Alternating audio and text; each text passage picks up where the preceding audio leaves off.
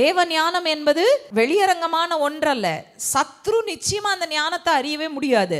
ஆனா நமக்குள் தேவன் தன்னுடைய மகிமையை கொடுக்க வேண்டும் என்பதற்காக என்ன செய்கிறாராம், அந்த தேவ ஞானத்தை நமக்குள் கொடுத்து நமக்கு அந்த ஞானத்தை கொடுக்கிறபடினால் அதனாலே நாம் நடக்கிறோம். அப்போ நம்ம கிட்ட இருக்கிற தேவ ஞானம் எப்படிப்பட்டதா இருக்கிறதுனா மறைக்கப்பட்டதா இருக்கிறது. யாருக்கு மறைவா இருக்கிறது? சத்ருவுக்கு மறைக்கப்பட்டிருக்கிறது. அவனால அதை கண்டுபிடிக்கிறதே கஷ்டம். சரி, அப்படியே ஏதோ பண்ணி கண்டுபிடிச்சிட்டான் அப்படின்னு வச்சுக்கோ. அவன் கண்டுபிடிச்சாலும் அவர் செய்கிறது இன்னது என்பதை அவனால் புரிந்து கொள்ள முடியாது. ஏன்னா மனுஷனை பொறுத்த வரைக்கும் தேவன் ஒரு விடுதலை கொடுக்கிறார், தேவன் ஒரு முன்னேற்றத்தை கொடுக்கிறார்னா அவர் நல்ல பாதையில தான் நடத்தி கொண்டு போய் எங்களுக்கு முன்னேற்றத்தை கொடுக்கணுன்றது மனுஷனுடைய யோசனை. தேவன் எப்படி பண்றாரு?